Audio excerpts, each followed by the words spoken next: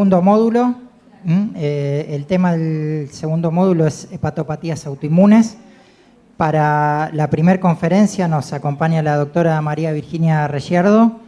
La doctora es profesora titular de gastroenterología de la Facultad de Ciencias Médicas de la UNR, especialista en hepatología clínica. Trabaja en el servicio de gastroenterología y hepatología del Hospital Centenario y es hepatóloga también del Sanatorio Americano y del Sanatorio de la Mujer. El tema de la conferencia es clasificación, diagnóstico y tratamiento de hepatopatías autoinmunes. La dejamos a la doctora.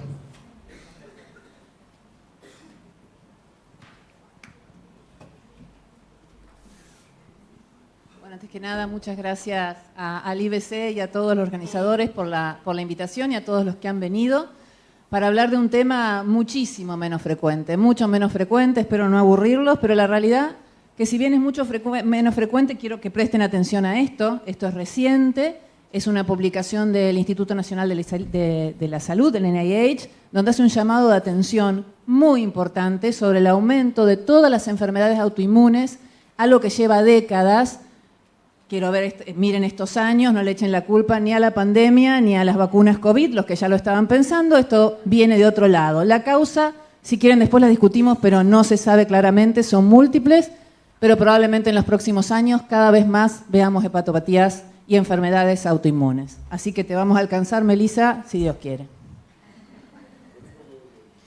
Las hepatopatías autoinmunes son tres: la hepatitis autoinmune, la colangitis biliar primaria y la colangitis esclerosante primaria. La característica que comparten es esta etiología desconocida en donde por factores genéticos o ambientales se pierde la normal inmunotolerancia y células del hígado pasan a convertirse en autoantígenos y son víctimas de una respuesta inmune crónica, progresiva y que sin un tratamiento efectivo probablemente lleven la mayoría de los casos hacia la fibrosis, la cirrosis y la insuficiencia hepática. La hepatitis autoinmune y la colangitis biliar primaria pueden juntarse en algunas ocasiones, generando lo que se denomina síndromes de superposición. Y también existe el síndrome de superposición entre la hepatitis autoinmune y la colangitis esclerosante primaria, que es la que se denomina colangitis autoinmune y es más común en niños. Estas enfermedades tienen escenarios totalmente diferentes en lo que es la epidemiología y la forma de presentación. La hepatitis autoinmune clásicamente se ve en mujeres, una prevalencia de 4:1, o sea que se ve en varones, pero predominantemente en mujeres, con una forma de presentación bimodal, niñas jóvenes, menores de 20 años, adolescentes, y un segundo pico alrededor de los 50, 70 años, mujeres de edad más avanzada. En cambio, la colangitis biliar primaria es prácticamente exclusivamente de la mujer, no se ve en pediatría, se ve recién a partir de los 40 años, es una enfermedad de las mujeres adultas. Totalmente diferente la colangitis esclerosante primaria, que es característica de hombres jóvenes con enfermedad inflamatoria intestinal en la mayoría de los casos, habitualmente colitis ulcerosa. Estos son los escenarios más comunes. Podemos ver otra forma de presentación, formas más raras puede ser, pero esto es lo que vemos casi todos los días. Como les decía, los componentes del hígado pasan a ser autoantígenos y blancos de la respuesta inmune que genera un daño progresivo, y en el caso de la hepatitis autoinmune, el blanco es la célula más importante del hígado, que es el hepatocito. Y es por eso que el daño que uno ve, hablando con bioquímicos, principalmente es daño hepatocelular, aumento de las transaminasas. La marca histológica de la hepatitis autoinmune es esto que vemos acá, un infiltrado. Perdón. ¿Yo veo mal o no veo el...? Ah, bueno. Ahí está. Este infiltrado linfoplasmocitario crónico que sale del espacio porta y se mete dentro del lobulillo produciendo necrosis del hepatocito, eso se llama hepatitis de interfase y es, como le dije, la marca histológica de la hepatitis autoinmune. Las otras dos, en cambio, son diferentes, completamente diferentes. Acá el autoantígeno son los conductos biliares. En el caso de la colangitis biliar primaria, son los conductos biliares más pequeños, los que están metidos en el espacio porta. La necrosis se produce a este nivel, a nivel del espacio porta, destruyendo los conductos biliares más pequeños. Mientras que en la colangitis esclerosante primaria también hay inflamación de los conductos biliares mucho más grandes, cosas que uno puede ver a simple vista. De hecho se ve, el diagnóstico se hace por imágenes con esta vía biliar, como pueden ver acá, con estenosis, esto es una estenosis de la vía biliar, múltiples estenosis y dilataciones por arriba de la estenosis que generan esta característica vía biliar arrosariada propia de esta enfermedad. Esto se ve en imágenes, en cambio en la colangitis biliar primaria las imágenes no deben mostrar alteración de la vía biliar porque el daño es histológico o microscópico. Vamos a hablar de la hepatitis autoinmune. La forma de presentación tremendamente variable, puede simular cualquier cosa, desde la más leve y anodina hipertransaminasemia asintomática. Una hipertransaminasemia asintomática puede ser una hepatitis autoinmune, claro que sí, es una forma de presentación relativamente frecuente. Puede ser una hepatitis aguda indistinguible de una hepatitis viral, indistinguible. Puede dar una hepatitis o manifestarse como una hepatitis crónica con fatiga, ictericia, ahí uno está acostumbrado a mirarla más. Puede manifestarse de entrada como una cirrosis descompensada y el cuadro más grave y que complica más la evolución en la historia natural, que los ve más Melissa que hace trasplante, es la hepatitis fulminante por hepatitis autoinmune. Sin tratamiento, la evolución es inexorablemente a cirrosis, insuficiencia hepática. La remisión espontánea en estos pacientes es raro. Puede ser que haya pacientes que alguna vez le hayan dicho que he tenido hepatitis, que mejoré, pero nunca terminan de mejorar. Si no se diagnostican y no se tratan, progresan. Y es muy importante conocerlas porque el 80-90% van a responder al tratamiento. Entonces es importante hacer el diagnóstico temprano y hacer un tratamiento adecuado tempranamente. Una cosa muy característica y que nos ayuda al diagnóstico y nos orienta es que muchas veces, como todas estas enfermedades autoinmunes, están asociadas a otras enfermedades autoinmunes. Lo más común, enfermedad tiroidea. Es muy común que estos pacientes tengan alguna enfermedad tiroidea, sea un Hashimoto o un Graves.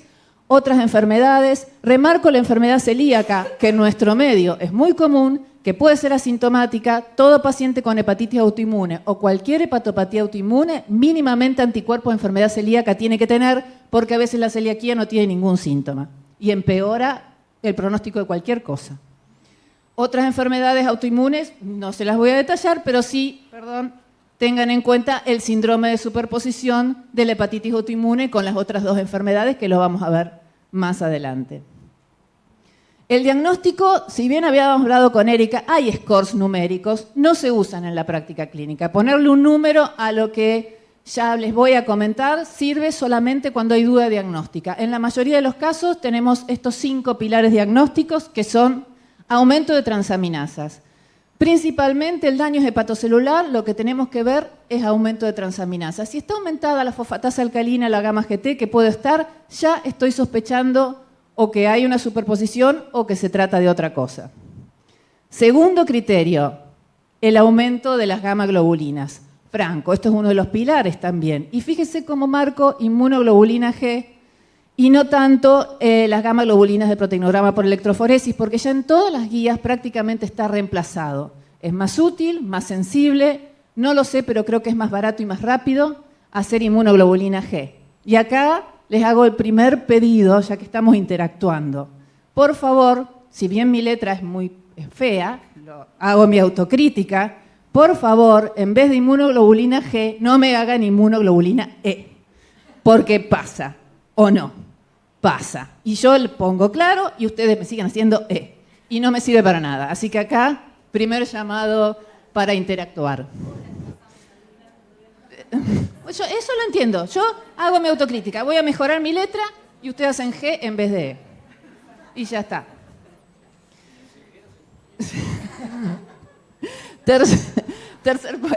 Tercer pilar. Tercer pilar, no me voy a dedicar mucho, pero los tengo que nombrar porque es una de la tercera pata del diagnóstico, es la presencia de autoanticuerpos.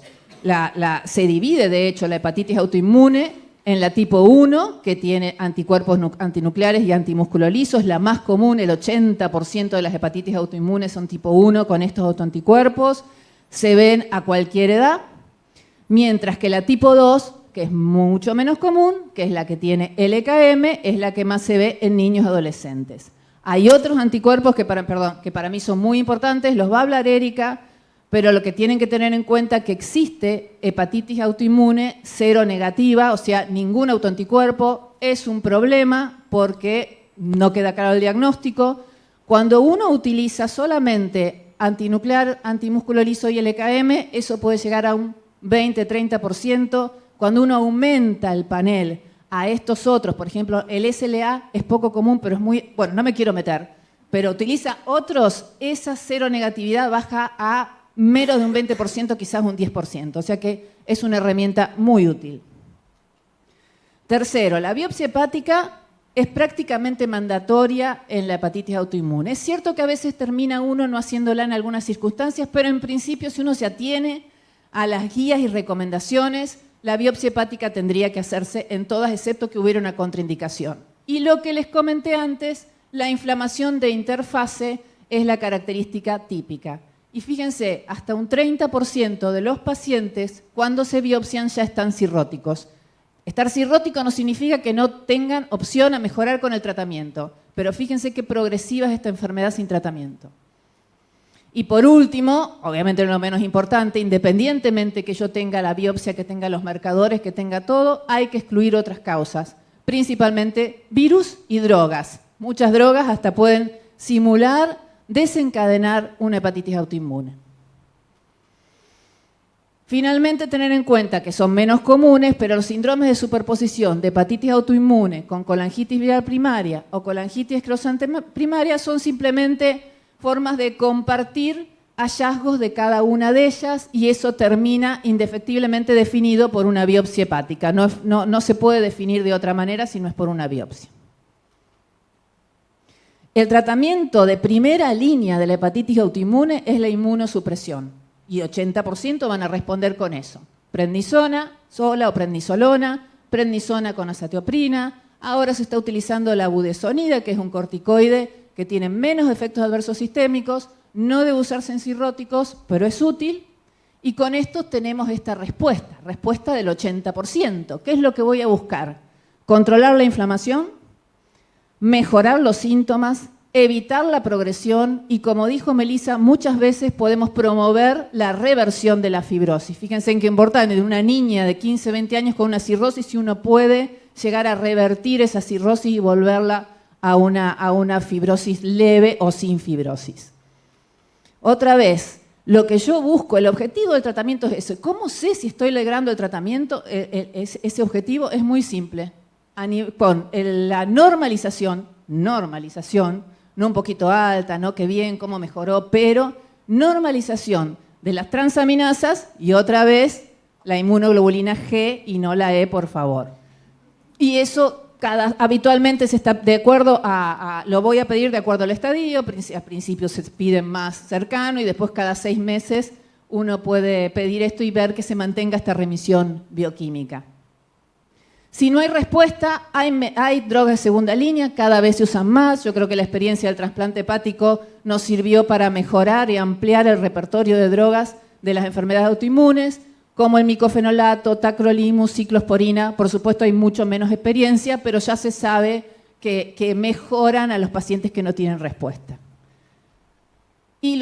¿Y por qué es importante diagnosticar los síndromes de superposición? Porque utilizan junto con el tratamiento inmunosupresión un medicamento que se usa para las otras enfermedades, que ya lo vamos a ver, es el ácido ursodesoxicólico. O sea que la superposición hay que diagnosticarla porque el tratamiento cambia, se agrega ácido ursodesoxicólico. Y otra cosa, esta no es una enfermedad que se trata 1 mes, 2 meses, 3 meses, ni 6 meses.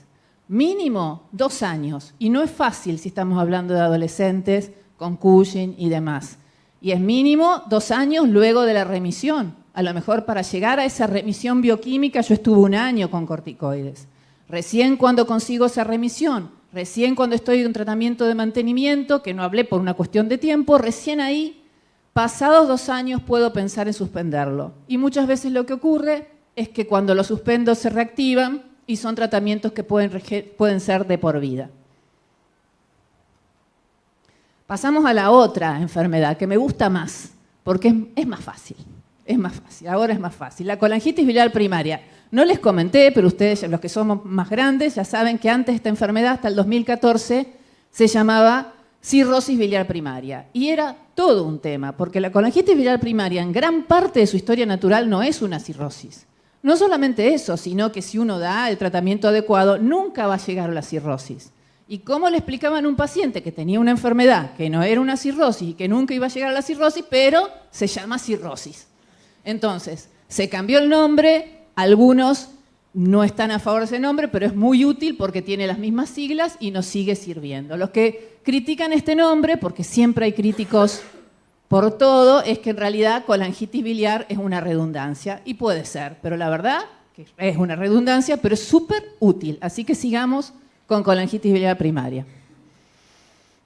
Otra vez, formas de presentación muy variables, y en los últimos años se está viendo cada vez más, y yo creo que ustedes los ven en su laboratorio, la forma de presentación solamente aumento de fosfatasa alcalina. Es muy común las mujeres derivadas por aumento de fosfatasa alcalina, que a lo mejor lo tienen desde hace años, nadie le ha dado demasiada importancia, de repente la fosfatasa alcalina, en vez de estar por 2, ya está por 4, 5, 6, y ahí consultan. Esa es una forma de presentación ahora habitual.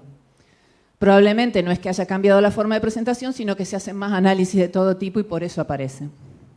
Las otras manifestaciones ya sí son propias de la colestasis, como es el prurito, la fatiga, en etapa avanzada la cirrosis o la cirrosis descompensada, santomas o santelasmas son las manifestaciones cutáneas o hiperpigmentación, son todas manifestaciones de la enfermedad hepática avanzada. Si bien la evolución es más lenta, también sin tratamiento van a evolucionar a la cirrosis y a la insuficiencia hepática. De hecho, la sobrevida media sin tratamiento es de 10 años. Cuando uno habla de esta sobrevida es de muerte o trasplante, no se asusten, estos pacientes terminan en trasplante, no es que se mueren a los 10 años todos, pero bueno, terminar un trasplante, perdonando, lo mejor es no terminar un trasplante, bueno, obviamente.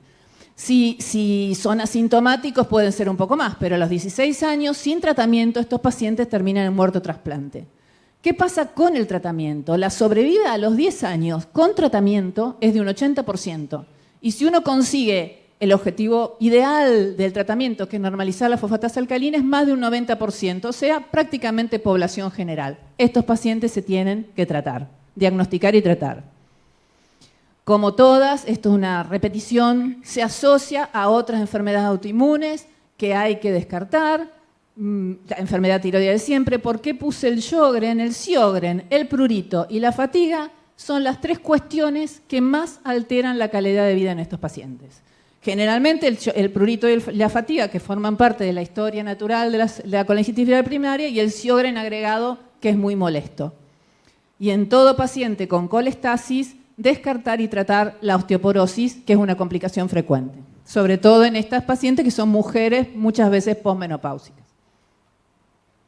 El diagnóstico también es más simple, porque si yo tengo fosfatasa alcalina elevada, la gamma-GT siempre la pongo al lado, pero es fosfatasa alcalina elevada, con anticuerpos antimitocondriales que la tienen más del 90%, me estoy metiendo en lo de Erika, pero lo tengo que nombrar, con eso o alguno de los otros autoanticuerpos específicos que vemos acá, que hemos aprendido a utilizarlos y son muy útiles, ya está el diagnóstico. No necesito más nada, no requiere biopsia hepática y lo único que me falta, una vez hecho el diagnóstico, es estadificarlo. Y para estadificarlo voy a utilizar los métodos no invasivos, sobre todo el más validado en la colangitis biliar primaria es la elastografía hepática, no los otros, y con eso ya tengo estadificado y diagnosticada la colangitis biliar primaria.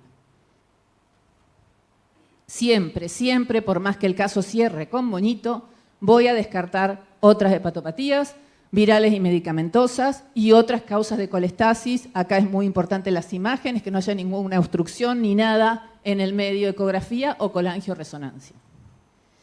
¿Cuándo uso la biopsia hepática? Cuando todos los autoanticuerpos son negativos, cosa que cada vez lo vemos menos, pero ahí la uso. Cuando tengo un síndrome de superposición y la característica, así como la hepatitis de interfaz era la característica de la hepatitis autoinmune, la característica histológica es la colangitis destructiva no supurativa, es decir, la destrucción de ese conducto por un daño que es crónico. Eso no supurativa significa que no hay una colangitis aguda, no hay neutrófilos, nada, esto no es una infección. Esto es una inflamación crónica mediada inmunológicamente. Y el tratamiento también, tenemos un tratamiento, y por eso me gusta más esta enfermedad, porque el tratamiento es mucho más simple, es el ácido ursodesoxicólico. No sé si ustedes alguna vez han tenido la posibilidad de ver pacientes con esto o lo han utilizado. Prácticamente no tiene efectos adversos, es muy bien tolerado, la respuesta es de alrededor de un 60-80%. El mecanismo del ácido ursodesoxicólico es una sal biliar, es un ácido biliar.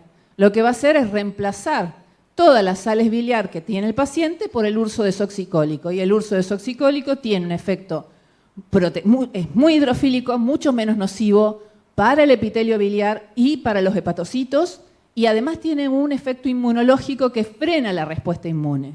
Y es por eso que tiene tan buena respuesta en alrededor del 60% de estos pacientes. Es el que se usa en las embarazadas para la colestasis del embarazo. Exactamente el mismo. Los objetivos de tratamiento, otra vez, estamos en lo mismo. Queremos evitar la progresión, evitar el desarrollo de cirrosis y llegar a un trasplante, y mejorar los síntomas, sobre todo el prurito y la fatiga, que no responden tan bien. ¿Y cómo evalúo la respuesta? La respuesta, otra vez, la evalúan ustedes. Yo voy a evaluar probablemente los síntomas, pero la respuesta se evalúa con el valor de laboratorio. Y acá lo más importante, la fosfatasa alcalina. Y lo que se está buscando en los últimos años, y yo creo que a medida que aparecen drogas, no sé si esto tiene que ver con la industria farmacéutica, pero a medida que aparecen drogas nuevas, se va encontrando que uno quiere ser mucho más estricto en definir cuál es la respuesta ideal. En un momento se hablaba reducir la fosfatasa alcalina a menos de 1.6 el límite normal superior, está bueno, y es suficiente, y ahora no tanto. Ahora lo ideal es normalizarla, y es lo que yo busco en mis pacientes, normalizar la fosfatasa alcalina. Incluso ahora se busca lo que se llama respuesta profunda, que es fosfatasa alcalina, no menos de 1.2 ni 1.2, normal. Bilirrubina, si ustedes se fijan, de 0.7, menor de 1, menor del valor normal de la bilirrubina. Y ustedes, acá el señor de las plaquetas seguramente me va a preguntar, ¿pero por qué? Mirá, es lo que surge de los estudios. Yo tampoco estoy muy de acuerdo, pero la realidad que pone eso. Llegar a bilirrubina menor de lo normal. Y, por supuesto, sin fibrosis hepática. Esa sería la respuesta profunda. Yo creo que es suficiente con que uno buscar que se normalice la fosfatasa alcalina dentro de los parámetros del laboratorio, está muy bien. Después veremos si este tipo de respuesta en el tiempo se ve que es mejor. Y claro, no lo logro en todos, hay ese 30% que no, y tenemos los medicamentos de segunda línea, como ser el bezafibrato, que es el único que tenemos acá, y que además está indicado para el prurito que no responde, eso está muy bien. El ácido obeticólico fue aprobado por la FDA, fue aprobado por la ANMAT, pero no está disponible porque tiene un problema que da prurito, y en una enfermedad que se caracteriza por prurito no era bueno, y porque además rápidamente fue mejorado por estas dos nuevas drogas, que son el Sedelalpar y el elafibranor, aprobados el año pasado. El mecanismo de estas es bastante diferente al ácido ursodesoxicólico y se usan combinados. El bezafibrato, el Sedelalpar y el elafibranor comparten que son agonistas de un receptor que disminuye la síntesis de sales biliares, mejora su circulación y tiene efectos antiinflamatorios. Y el ácido beticólico es agonista de otro receptor que se llama farsenoide, que tiene un efecto más o menos similar. En general, por ahora, se están utilizando combinados y agregados al uso desoxicólico y tienen muy buena respuesta. Lo único que tenemos disponible nosotros acá es el bezafibrato. A diferencia del anterior, y esto tiene que quedar en claro y claro al paciente, el tratamiento es de por vida. No 6 meses, ni 1 año, ni 2 años, ni 3 años, que está caro, que no, que sí, bueno, pero es de por vida, por lo menos por ahora, no hay otra cosa. Y finalmente, la que menos me gusta, porque la verdad que es la más frustrante de todas, y encima en chicos jóvenes, es la colangitis esclerosante primaria, que tiene varios problemas específicos. Al igual que las otras, progresa la cirrosis biliar secundaria y hipertensión portal, quizás lo hace de una manera más rápida, Pero en el medio, no sé si ustedes recuerdan lo que yo les mostré, cómo es esa vía biliar llena de estenosis. En el medio, las estenosis generan episodios de colangitis recurrente que a lo mejor pueden poner en riesgo de vida a un paciente que no está tan enfermo, porque la colangitis es una cosa grave, es una infección dentro de la vía biliar que a veces, si bien con el tratamiento adecuado, antibióticos anda bien, a veces no anda bien y tienen riesgo de muerte. Eso por un lado. Después que cada episodio de colangitis genera una inflamación hepática que acelera el riesgo de progresión de la fibrosis y la cirrosis. O sea que esto es algo que es particular de la colangitis engrosante primaria. En el medio de todo, hacer estas colangitis a repetición. Y otra cosa que tiene poca respuesta a los tratamientos actuales. Así como uno hablaba de que había un 80% de respuesta de la hepatitis autoinmune, un 60, un 80% de colangitis biliar primaria, acá la respuesta es pobre. Se da tratamiento, como vamos a ver, pero es poca la respuesta. Formas de presentación también son múltiples y es cierto que una de las maneras más comunes que encontramos estos pacientes es pacientes con enfermedad inflamatoria intestinal, colitis ulcerosa, que se le hace un estudio laboratorio hepático y se le encuentra la fosfatasa alcalina elevada. Esa es una de las manifestaciones más, perdón, no sería una manifestación, una de las formas más comunes en que nos lo encontramos. Todo paciente con enfermedad inflamatoria intestinal tiene que hacerse un hepatograma una vez al año justamente para ver esto, entre otras cosas. El prurito, la fatiga, característicos de toda colestasis. El dolor abdominal por las estenosis, la colangitis recurrente con su sintomatología, otra manifestación. Finalmente, las complicaciones de la hipertensión portal. Y una de las cosas más temidas de estos pacientes, que pone en riesgo todo, hasta su chance de trasplante y a su sobrevida, es que tienen alto riesgo de desarrollar un colangiocarcinoma, un tumor de la vía biliar. Cuando hay ictericia, uno piensa colangitis, estenosis dominante o que ya estamos ante una enfermedad avanzada. Si no, habitualmente no tienen ictericia o aumento de la bilirrubina. El curso clínico es tremendamente variable. Puede empezar en ese paciente, como les dije, asintomático, enfermedad inflamatoria intestinal, aumento de fosfatasa alcalina. En el transcurso del tiempo agrega síntomas, posteriormente desarrolla la cirrosis, luego termina en una falla hepática. Después necesita alrededor entre 15 y 20 años un trasplante hepático y miren que esto se lo debe encontrar Melissa, que se debe agarrar la cabeza, un 20% recurren en el post-trasplante hepático, o sea, qué problemón encima. En el medio de todo pueden injertar el colangiocarcinoma o una estenosis dominante, fíjense, hasta un 50% esa estenosis dominante, que esa que de repente la vía biliar se cierra y comienza a generar mayor fibrosis y colangitis y demás, y esas estenosis dominantes, muchas son colangiocarcinoma y el diagnóstico se hace tremendamente difícil. ¿Cómo se hace el diagnóstico? Hay unos que son re simples. Encuentro una alteración de la vía biliar, el gold standard en este momento es la colangioresonancia. En la colangioresonancia yo veo estrecheces y dilataciones, esa vía biliar, yo no sé, pero está por... Ahí está. Tengo que ver esta vía biliar rosariada, que en este caso es tanto intrahepática como extrahepática, esto es bien característico, a lo cual se le suma una alteración del laboratorio hepático con colestasis, fosfatasa y gamma GT. Si yo tengo esto en un paciente con enfermedad inflamatoria intestinal, ya está. Esto es una colangitis engrosante primaria. No tengo que pensar demasiado, no es necesario biopsia, ya está hecho el diagnóstico.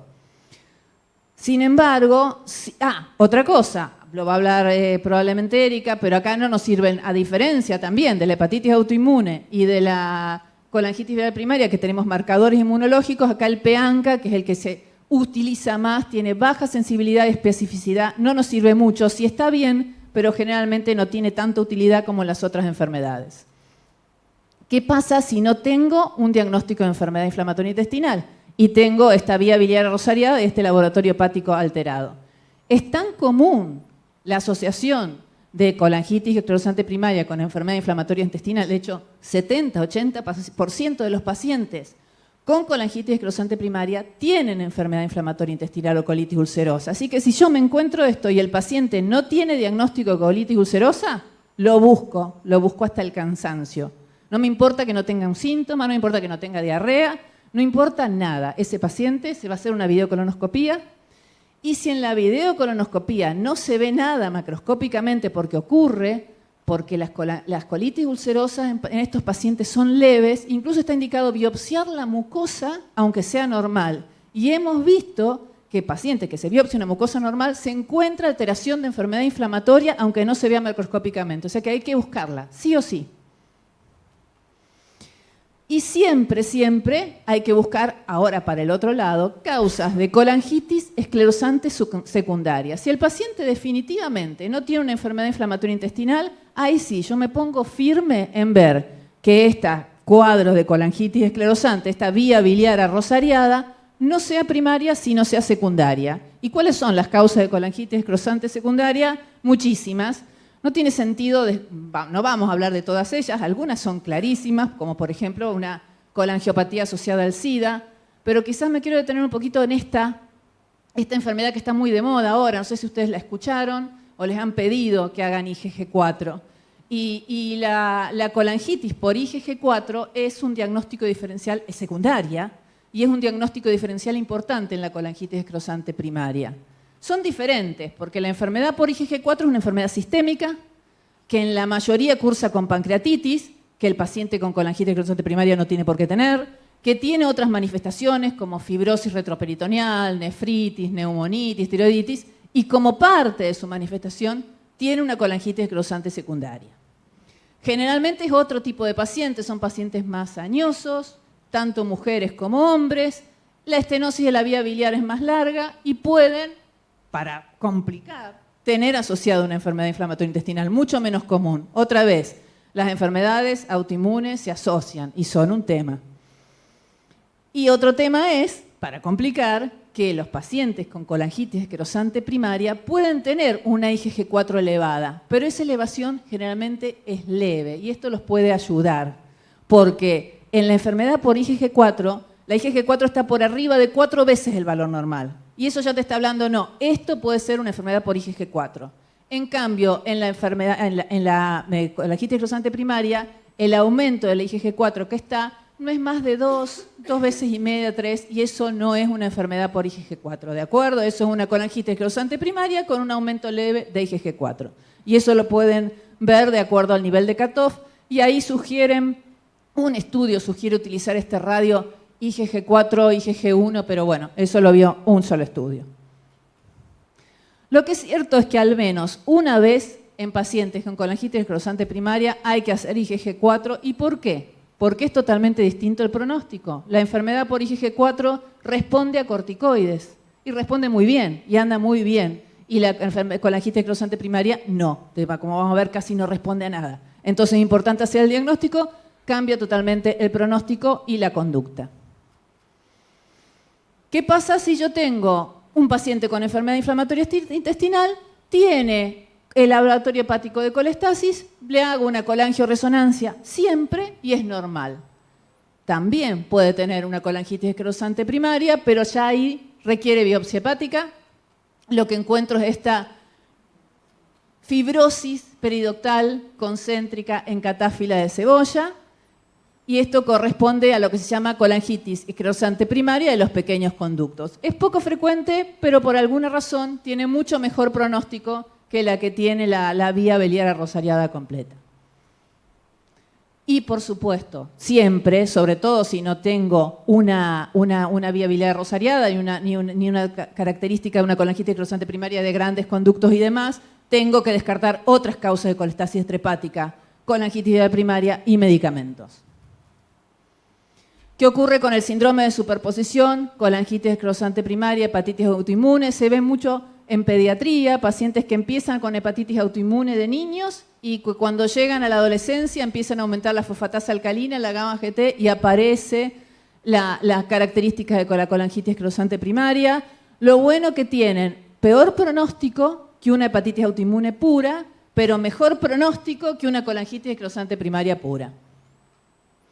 Esto también, si bien hay scores y demás, lo que yo encuentro son hallazgos de colangitis esclerosante primaria, ya sean imágenes o laboratorio, y hallazgos de hepatitis autoinmune, ya sean autoanticuerpos, aumento de transaminasas y demás.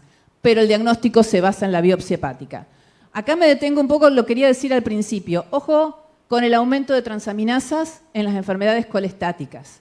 Tanto la colangitis biliar primaria como colangitis esclerosante primaria generan de manera indirecta un daño hepatocelular. A veces tenemos colangitis biliar primaria que tienen 300, 500 de transaminasas, y eso no es una hepatitis autoinmune. Ese es el daño que la retención de bilis genera en el hepatocito, de manera indirecta. Uno empieza el tratamiento y todo mejora. Entonces, la superposición no es solamente encontrarse transaminasas elevadas en un paciente con colestasis, tiene que haber otras cosas.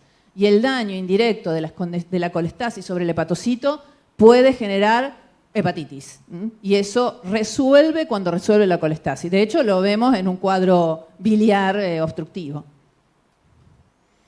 ¿Y por qué tenemos que hacer el diagnóstico? Porque acá, independientemente que haya una colangitis esclerosante primaria, si tiene una superposición con hepatitis autoinmune, tenemos que dar corticoides porque si no, no va a responder. Y va a haber un deterioro inexorable.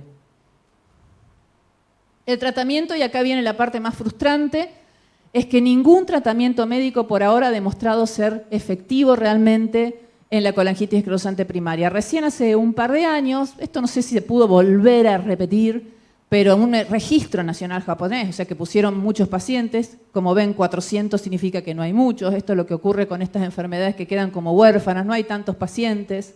Se vio que el ácido urso desoxicólico, el mismo que usábamos para la colangitis biliar primaria, reduce la mortalidad, reduce la necesidad de trasplante, dudosamente reduce el colangiocarcinoma, pero bueno, fue uno de los que avaló después de muchas idas y vueltas del ácido urso desoxicólico, que no les voy a decir acá, pero la realidad es que en este momento el ácido urso desoxicólico a estas dosis moderadas puede mejorar el laboratorio, puede mejorar algunos marcadores pronósticos, puede mejorar los síntomas, entonces está indicado, lo uso, pero todas las guías dicen que si yo tengo un ensayo clínico, cosa que a veces en Argentina no es tanto, pero en otros lados del mundo hay más, ponerlo en un ensayo clínico porque el efecto del ácido urso desoxicólico no es bueno.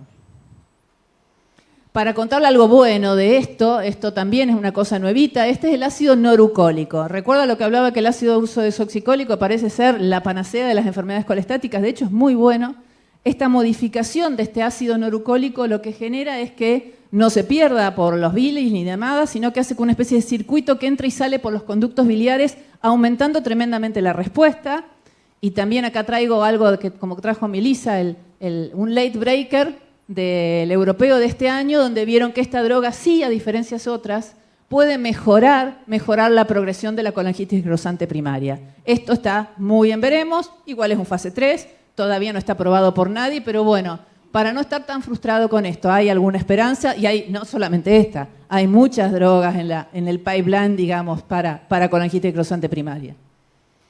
Pero mientras tanto no hay demasiado hay mucho para hacer, por supuesto, pero se basa en evitar las complicaciones, tratar la hipertensión portal, tratar endoscópicamente las estenosis. Toda estenosis, aunque no sea un colangiocarcinoma, genera mayor progresión, mayor daño, riesgo de colangitis, tratar las colangitis, si hay prurito y no cede con el ácido urso desoxicólico, agregar el besafibrato, vigilar el colangiocarcinoma, no es fácil, uno lo dice, pero no es fácil la vigilancia del colangiocarcinoma. Si el paciente tiene una enfermedad inflamatoria intestinal, ojo que puede ser encima un cáncer de colon. Prevención y tratamiento de la osteoporosis y quizás lo más importante, acá está Melissa, lo podemos terminar, la derivación oportuna a un centro de trasplante hepático antes para que no haya nada por hacer o haya un colangiocarcinoma que invalide la posibilidad de trasplante. Estas son las referencias. Y para terminar entonces, las enfermedades autoinmunes y hepáticas son enfermedades inflamatorias crónicas, progresivas, caracterizadas por pérdida de la inmunotolerancia a componentes hepáticos, ya sea hepatocitos, conductos biliares, y pueden superponerse. El diagnóstico de CBP puede hacerse exclusivamente por laboratorios y autoanticuerpos, la biopsia hepática no es mandatoria, la hepatitis autoinmune requiere suma de datos de laboratorio, autoanticuerpos, y la biopsia hepática estaría siempre indicada salvo contraindicaciones. El diagnóstico de colangitis esclerosante primaria se basa principalmente en cambios colangiográficos típicos, como les mostré. La biopsia está indicada en ausencia de esos cambios o en síndromes de superposición. Y, por supuesto, es fundamental descartar colangitis esclerosante secundaria, sobre todo en pacientes que no tienen enfermedad inflamatoria intestinal. La hepatitis autoinmune y la colangitis biliar primaria tienen tratamientos efectivos que evitan la progresión, que pueden modificar la historia natural. Es la inmunosupresión para la hepatitis autoinmune y el ácido urso desoxicólico para la colangitis biliar primaria, y para ambas existen terapias de segunda línea para los que no respondan. Estamos bien. En cambio, la colangitis esclerosante primaria no tiene un tratamiento efectivo, el ácido urso desoxicólico está indicado, puede mejorar a algunos pacientes y afortunadamente hay muchas drogas en desarrollo. Y creo que sí. Muchas gracias.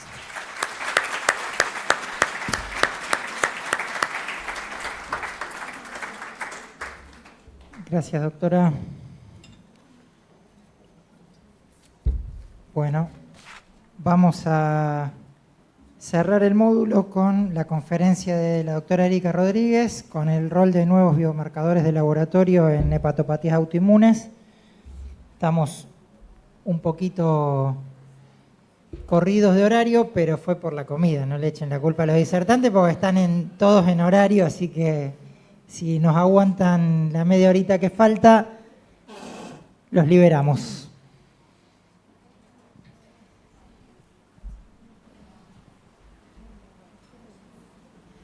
Bueno, vamos a ver ahora entonces los distintos perfiles de autoanticuerpos que caracterizan a cada una de estas hepatopatías. Vamos a ver algunas características generales de estos marcadores. Después les voy a mostrar cada uno de los perfiles, preferentemente en hepatitis autoinmune y en colangitis biliar primaria. Vamos a ver los marcadores más convencionales y también los más recientes. Y finalmente algunas conclusiones.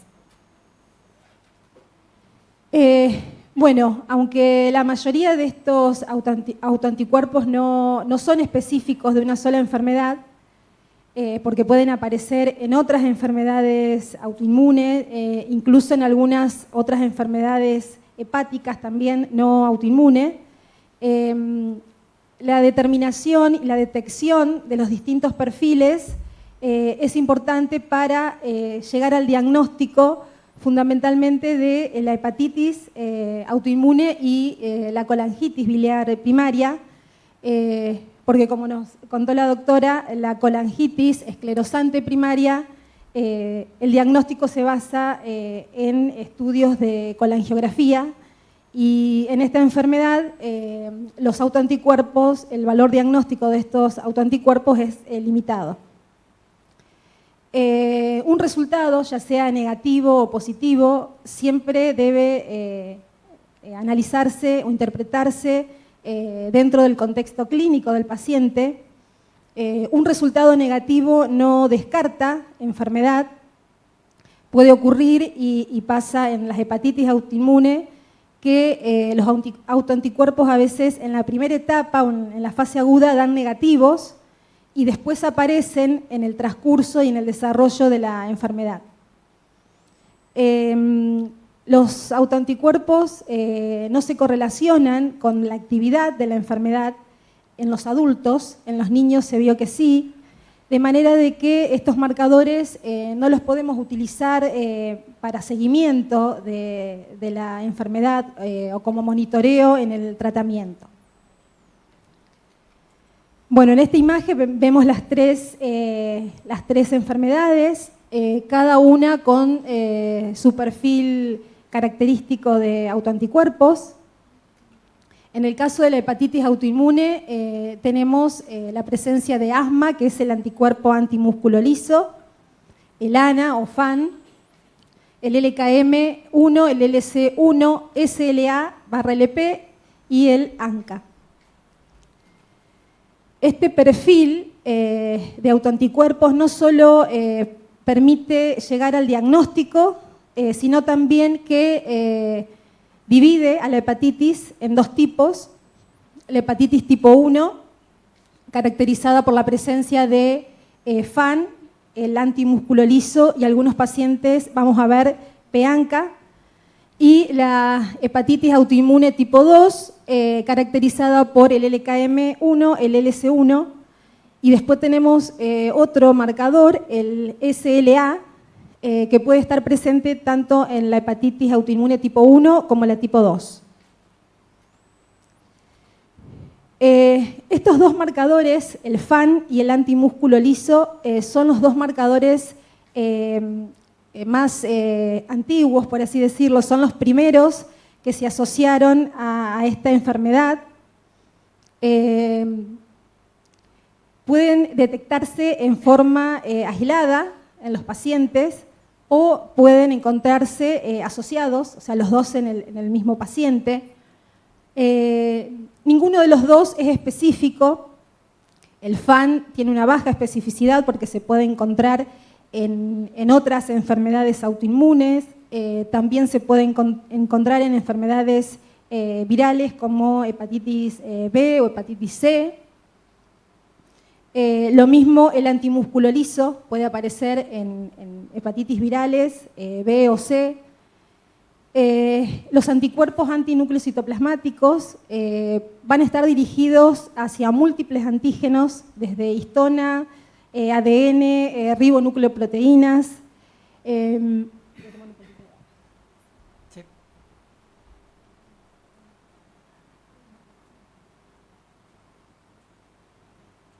Perdón, estuve con una gripe y siento que se me empieza a secar la garganta. En cuanto al músculo liso, este es un grupo heterogéneo de autoanticuerpos que van a estar dirigidos contra distintas proteínas del citoesqueleto. F-actina, G-actina, o sea, la actina en sus dos presentaciones como monomérica, la G, y polimérica, F-actina, bimentina, desmina y tubulina.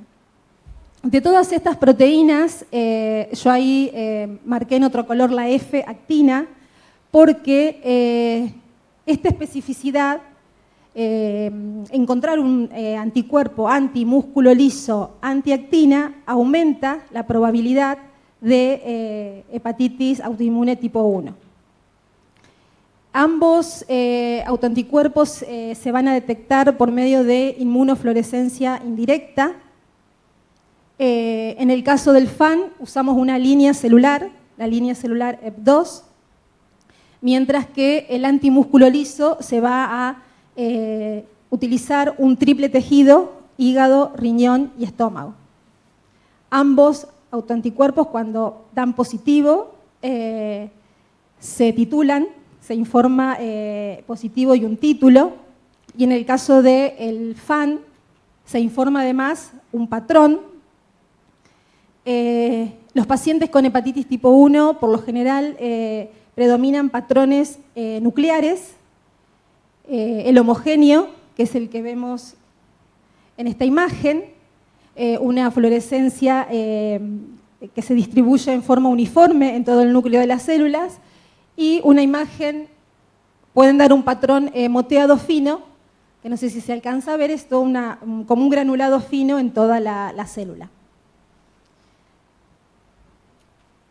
El anticuerpo antimúsculo liso, como les decía, lo vamos a detectar en el triple tejido, y para yo poder decir que estoy en presencia de ese autoanticuerpo, tengo que visualizar en el microscopio tienen que florecer distintas estructuras de este tejido.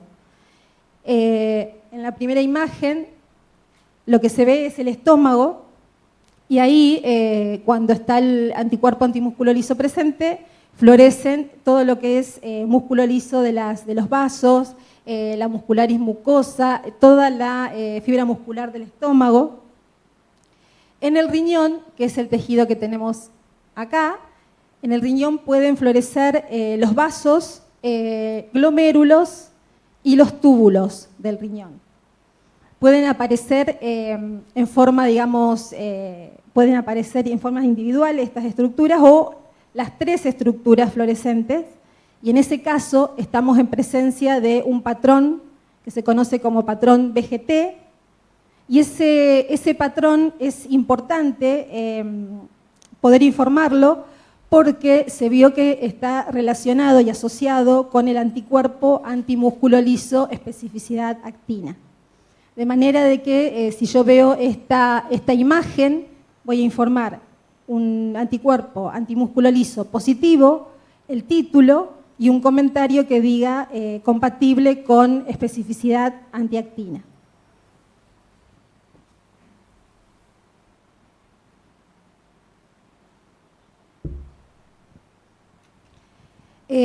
Bueno, esta imagen también es el anticuerpo antimúsculo liso, pero en este caso en la línea celular EP2, que es la línea que les comentaba, utilizo para detectar el FAN.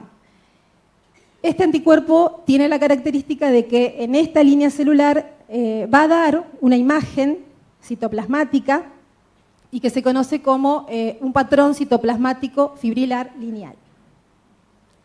Pero el sustrato que se utiliza en realidad para confirmarlo, detectarlo y titularlo es el triple tejido. Este anticuerpo, el anticuerpo anti-SLA, que es el antígeno soluble hepático páncreas, este es un anticuerpo más reciente, se describió por primera vez alrededor del año 1987, y es un marcador que tiene una característica muy importante, que es la especificidad.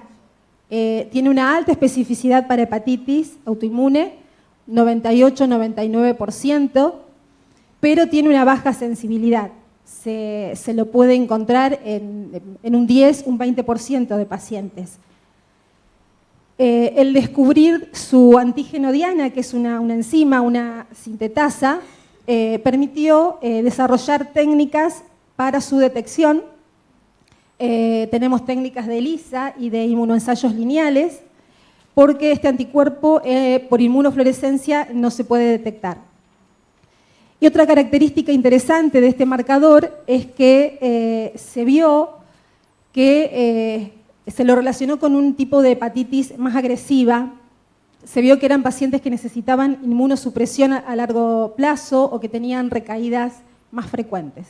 Es decir, que podríamos decir como marcador, utilizarlo como marcador de pronóstico.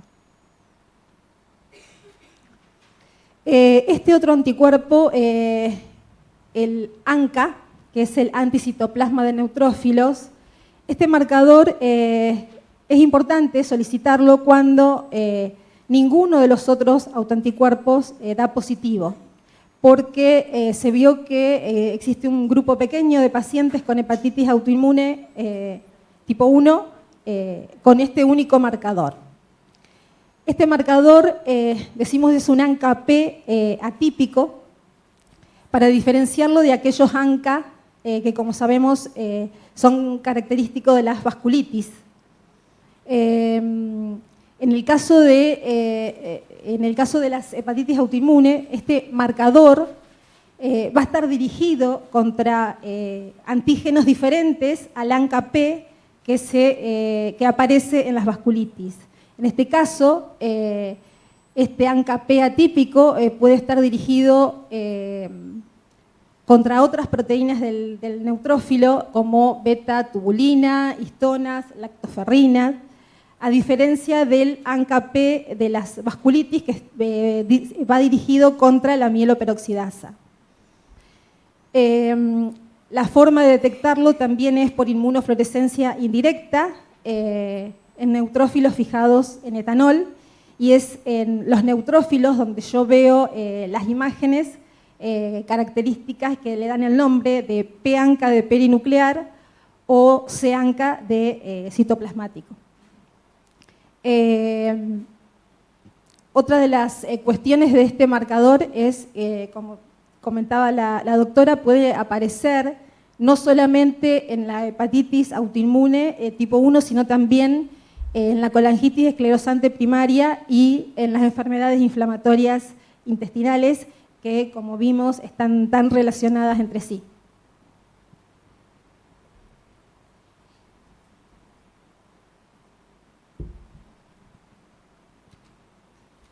En cuanto a la hepatitis tipo 2, los dos marcadores más utilizados, el LKM1 y el LC1, estos marcadores pueden aparecer en forma aislada o ambos.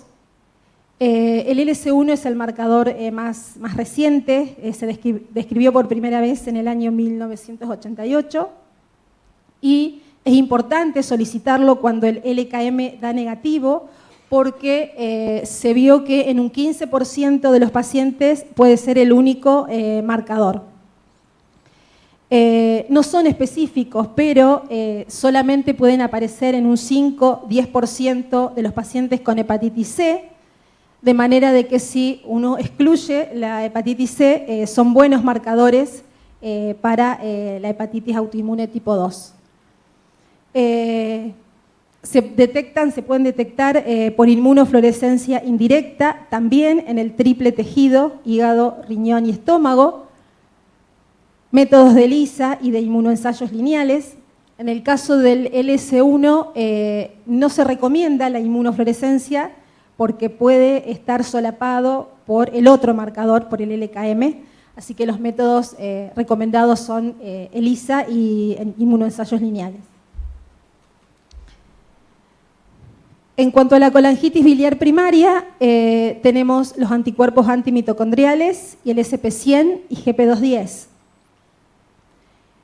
Los anticuerpos antimitocondriales, como dijo la doctora, son anticuerpos que aparecen en un 90-95% de los pacientes, de manera de que es un marcador con una buena sensibilidad diagnóstica, son específicos también para colangitis biliar primaria. Tienen una característica de que pueden presentarse tiempo antes, meses, incluso años antes de que aparezca el cuadro clínico o el movimiento de las enzimas. Se identificaron 9 tipos, de los cuales el M2, el M4, el M8 y el M9 están asociados a colangitis biliar primaria. Y de todos ellos, el M2 es el más frecuente y el más específico para esta enfermedad. En cuanto a los antígenos, son marcadores que van a estar dirigidos contra distintos complejos enzimáticos de las mitocondrias y en particular nos interesa el M2, que va a estar dirigido principalmente contra la subunidad E2 de la piruvato deshidrogenasa y este es el antígeno que la mayoría de los kits comerciales usan después para su detección. Este autoanticuerpo también se detecta por inmunofluorescencia indirecta en el triple tejido hígado, riñón y estómago y en este caso las estructuras que fluorescen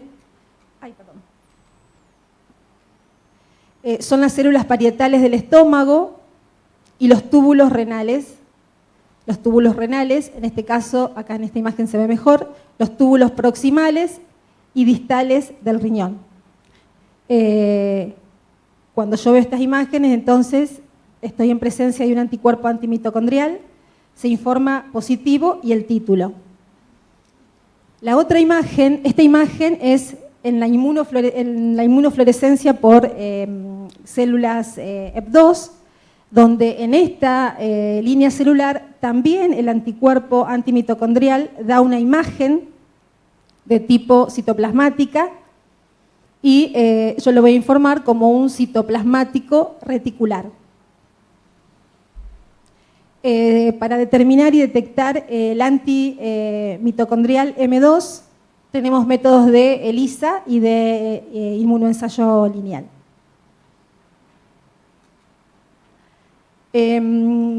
Con respecto a estos dos autoanticuerpos, el anti-SP100 y el anti-GP210, estos son marcadores también más recientes. El antimitocondrial sería el marcador convencional o un marcador estándar. Estos dos autoanticuerpos cobran valor diagnóstico cuando el mitocondrial es negativo. Son marcadores específicos de colangitis biliar primaria y tienen la característica de que van a estar dirigidos contra distintas proteínas del núcleo, de manera de que si yo lo quiero detectar por inmunofluorescencia en la línea celular EP2, voy a ver distintas imágenes. En el caso del anti-SP100 está dirigido contra una proteína soluble de 100 kilodaltons y va a generar entonces una imagen que es esta acá, en esta imagen que se conoce como puntos nucleares múltiples, es un patrón nuclear, mientras que el anti-GP210 está dirigido contra proteínas del complejo del poro de la membrana y va a generar una imagen, también un patrón nuclear, que se conoce como membrana nuclear granular. Esta manera de detectar lo que es por inmunofluorescencia a veces no es tan sencilla porque son imágenes que a veces se superponen con otros anticuerpos antinucleares, de manera de que la metodología recomendada para confirmar la presencia de estos marcadores es ELISA e inmunoensayos lineales. Una característica del anti-GP210 es que se vio que es un marcador también de mal pronóstico. Se vio mayor causa de mortalidad en aquellos pacientes que son positivos para el GP210 y una menor respuesta al tratamiento. Bueno, simplemente era para nombrar la colangitis esclerosante primaria, que como dije al principio, los marcadores, en este caso los autoanticuerpos, no tienen un valor, tienen un valor limitado en el diagnóstico, y el único autoanticuerpo que se puede asociar a ella es el ANCA, también un ANCA-P atípico, como el que habíamos visto para la hepatitis autoinmune tipo 1. Bueno, en este cuadrito están todos los marcadores que vimos y vemos cómo cada uno de ellos va orientando hacia una u otra patología.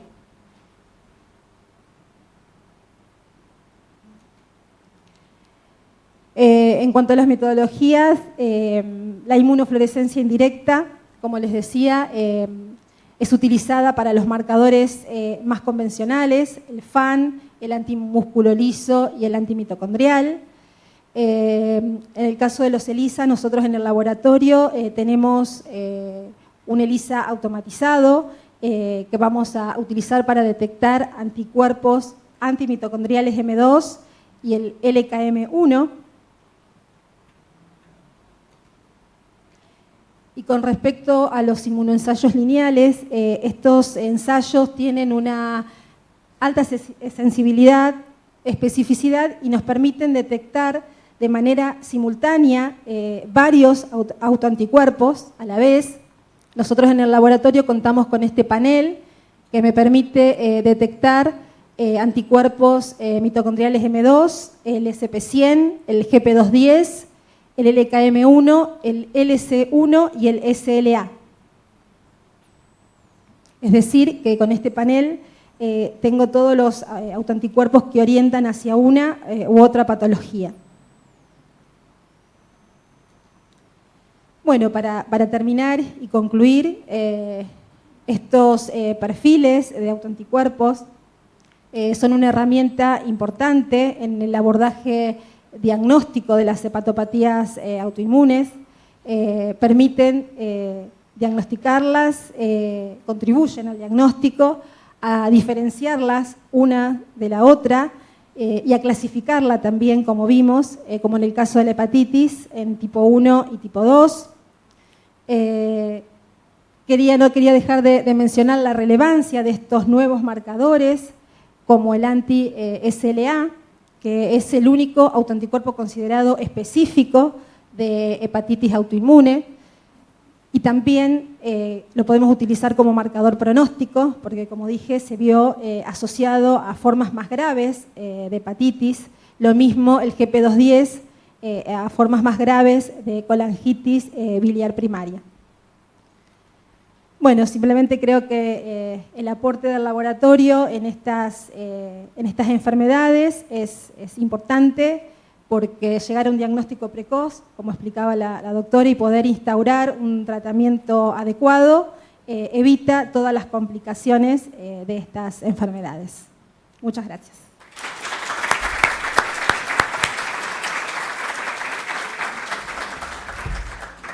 Bueno, tenemos unos minutitos para alguna pregunta, si alguien quiere hacerle a los expositores.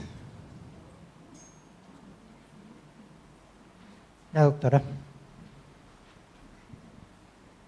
Bueno, muchísimas gracias a las dos expositoras, me encantaron las charlas. Y en la práctica clínica a mí me gustó mucho que vos mencionaste que se informa siempre de rutina el patrón en la inmunofluorescencia indirecta. Esto no siempre, me preguntaba si es algo estandarizado, no siempre lo vemos en los informes, y como había contado la doctora Regiardo, muchas veces pasa que estos pacientes que vemos tienen otras enfermedades autoinmunes y un FAN positivo puede realmente orientar para un lado o para el otro según el patrón. Y me preguntaba, así como esto de las plaquetas, pero yo me lo desayuné y parece que era una cosa que todo el mundo sabía, entender un poquito esto, si hay laboratorios que se dedican más a esto, se informa de rutina, es medio electivo, ¿cómo es en la práctica de ustedes?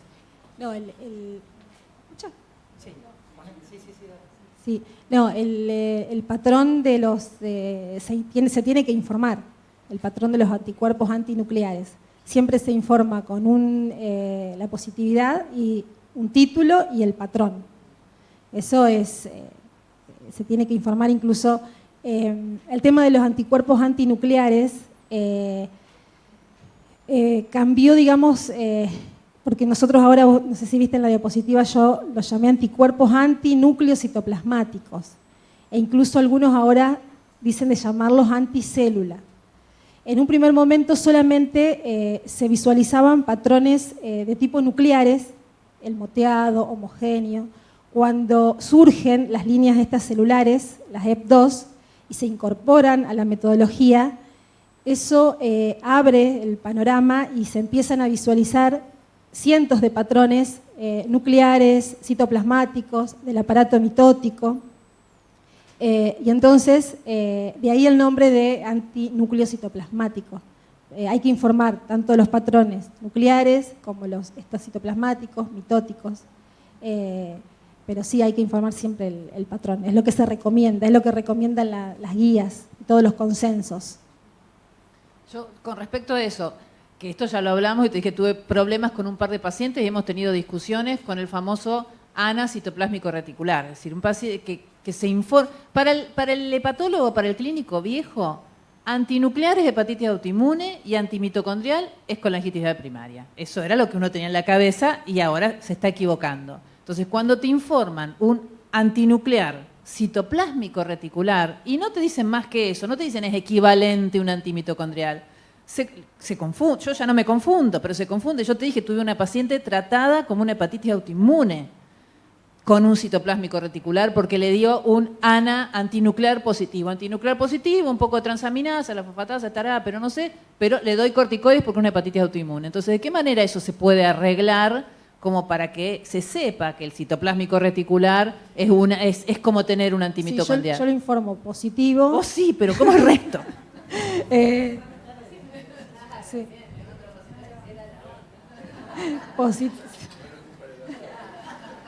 Hay, hace años ya que se viene trabajando en toda una estandarización del FAN, no solamente de la técnica, sino de la nomenclatura. Es un grupo de expertos de todo el mundo, tiene un representante, Argentina también.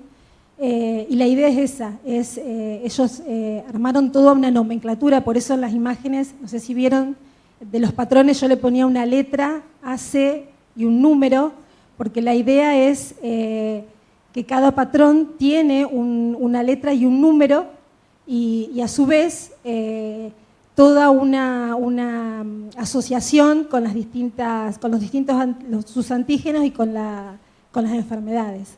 Pero yo creo que eso va a ayudar a todo, a que nos entendamos, porque creo que esa es la finalidad, que todos hablemos el mismo idioma y que nos podamos entender. O sea, el problema igual somos los médicos, y te digo por qué. Es muy fácil pedir, pero a veces no sabés lo que encontrás. Claro, hay que interpretarlo. Y yo entiendo que ustedes están en el otro espectro donde decís, pero pará, yo estoy estudiando, estoy informando bien y vos no entendés lo que recibís. Pero a mí me pasó, y muchas veces nos pasa, porque yo te decía, lo meticuloso que los laboratorios, en particular los de especialidad, a veces van, porque no todo el mundo que te pide los estudios de especialista, sin defender la especialidad, la profesión. Muchas veces lo que hacen los imagenólogos, incluso cuando informan o cuando la metodología es nueva, tiro pensando en voz alta de cómo uno es poner la cita en base a las recomendaciones de la guía 2025 de tal. Entonces, en el consultorio te puede pasar de leer, no entender, pero te dio la mano al bioquímico de decir, ya anda a estudiar de acá. Y eso, lejos de ser visto como un insulto, pensá que un fan lo pide el médico de familia, muchas veces y encontrarse con un informe, como dice la doctora, poco habitual, porque pensá que porque vos por ahí haces autoanticuerpos, pero por ahí el que pide hace hipertensión. Claro. Lo pidió, o peor, se lo pidió otro, y el paciente te lo trae. ¿Me lo puede explicar? Entonces, por ahí tener la referencia de que estás usando estas cosas, estas nuevas definiciones, siempre suma en esta comunicación que tenemos que mejorar. Tal cual. Una consulta. ¿Qué experiencia tenés con respecto a la metodología lineal como para utilizarlo como screening y después la metodología un poco más específica? Inmunoensayo lineal en que... Por ejemplo, en lo que haces el EKM, o sea, el panel completo como suele venir. Porque es muy tentador tenerlo, porque no se requiera, no tenemos ningún aparato especial. Es muy tentador tener los 50 microlitros y dejar que corra y después hacer una interpretación y informar un resultado.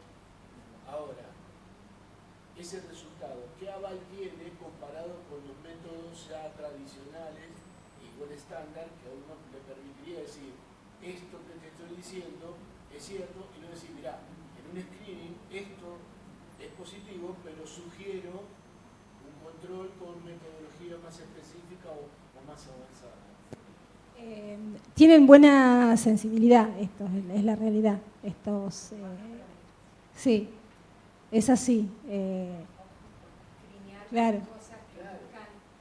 Claro, no es común que den... Por hacerle algo que va a encontrar 2% de una patología, en Argentina es frecuente, pero en el mundo es frecuente. Entonces usar de screening, usa el FAN. Pero por una cuestión de... Yo entendí...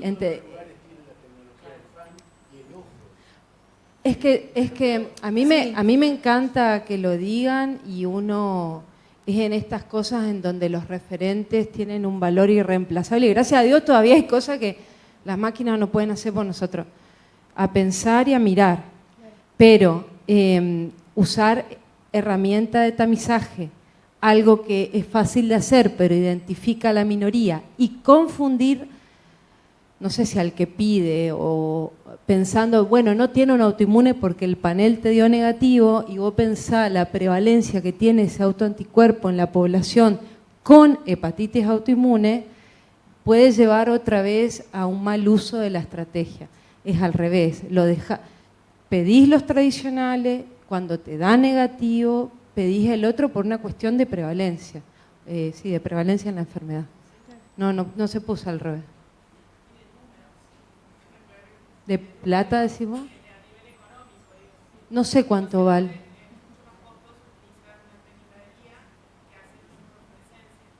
Está bien, pero vos imaginate un colega que está a 180 kilómetros de Rosario y que está en la clínica y aparece y está bien, por ahí no está el hepatólogo en ese lugar tampoco, pero sí sirve como para hacer un primer tamizaje. Por eso preguntaba el criterio a ellos que tienen la experiencia, porque entonces decir, bueno, no sirve. Vamos a buscar la forma de ir directamente a un FAN, a un ANCA, lo que fuera. Sí, nosotros el panel creo que A mí me llama la atención. lo pedimos cuando da negativo, claro, pero nos... El mundo lo tiene, no estamos aquí, nosotros no somos. No, pero el mundo lo sigue pidiendo de segunda. Es decir, el mundo primero pide los 3 primeros. Cuando los 3 primeros son negativos, recién ahí el mundo pide esto. Sí, porque el antimitocondrial, el 95% tiene un antimitocondrial común, ni siquiera el M2 tiene el antimitocondrial común. Ahora, lo que yo quiero entender, y creo que es así, que es más difícil hacer en sí el FAN, el antimúsculo. Claro, eso es lo que a veces uno no. Claro, eso sí. Ajá. Ojo con un LS1 positivo y entrar en la moto, usted tiene un autoinmune y todavía no alteró la transa. Hay un 20% de pacientes con un AMA positivo que en 20 años de seguimiento, te acuerdas un trabajo del año, nunca desarrollaron la enfermedad. El 5% de la población tiene FAN positivo y aumenta con la edad. O sea, la enfermedad inmune es un constructo clínico bioquímico, ni nosotros solos, ni los laboratorios solos, por lo cual el tamizaje mal pensado, viste, incluso buscar hígado graso o lo que sea, es dañino, enfermamos, sobrediagnosticamos.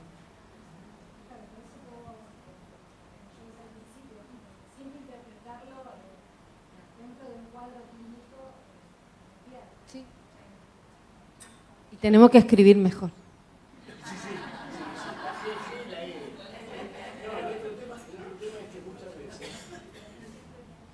Yo estoy en un lugar donde tenemos pacientes muy añosos y el residente agarra la maquinita y empieza con el tilde, y para el colmo, como puede ser la orden electrónica, peor todavía. Entonces nos encontramos con el problema de que muchas veces se pide, y ahí estoy de acuerdo con usted, y después cuando viene el resultado empiezan, ¿y ahora qué hago? Claro, llama a alguien que sepa, le digo yo, llama a alguien que sepa. Pero no, la pregunta mía apuntaba más que nada a saber si era criterioso o no, y me llevo que no, es que utilizar esos paneles como tamizaje y después, no sirve. Listo, está clarito, no me cabe dudas. Bueno, si no hay más preguntas, los vamos a liberar. Quería dar un minutito solamente para, obviamente, agradecerle a ustedes por haber participado nuevamente. Espero que les haya sido útil. Agradecerle a los sponsors que nos acompañaron de nuevo este año y agradecerle también a todos los que trabajan atrás de la organización de la jornada, que no están visibles y que no hablaron, pero que laburaron un montón para que podamos tener esto de nuevo. Muchas gracias a todos.